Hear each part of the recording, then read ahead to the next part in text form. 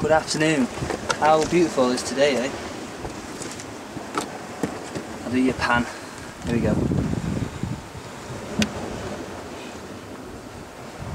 Look at that, beautiful, down the cliffs.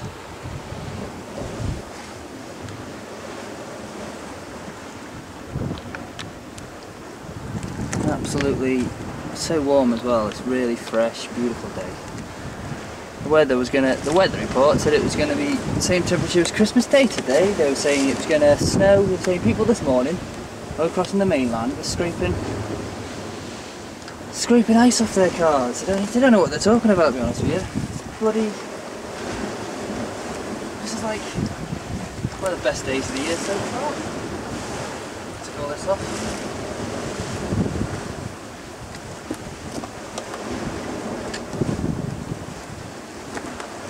So, come down for a fish and a chat. So you call me crazy, because I'm stood here talking to myself, but whatever, eh? Helps me. So if I'm going to talk to myself, I might as well do it in nice surroundings, so here we go.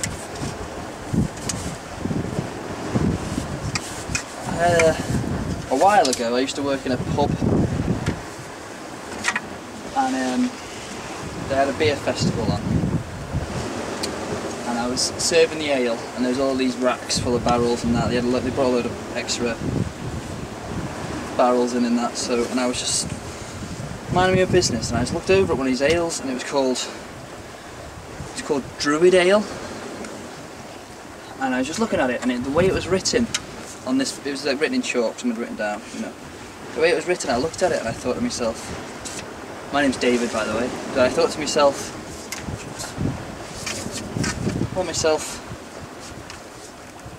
that looks a lot like David Ale, you know?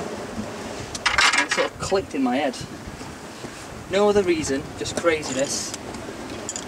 But no justification, no nothing. But I sort of imagine languages are pretty similar, you know. I mean, in terms of like well, our language nowadays is definitely a mixture. English is a mixture of lots of different languages, so there's no denying the fact that back in the day the languages were mixed together to make the modern language we have now. And everybody has different alphabets and such like.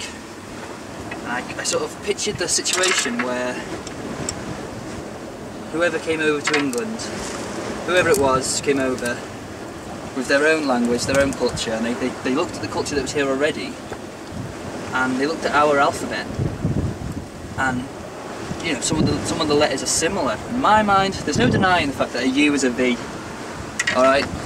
No denying that. You look at the old buildings around the place, carved in stone, it's in stone. They write V's instead of U's. The library around the corner, I'll put a picture somewhere. They put V's instead of U's, so, you know. So to go from druid, you take the U, you change it into a V, and you take the... And then it just becomes a case of whether you can take the jump of saying an R,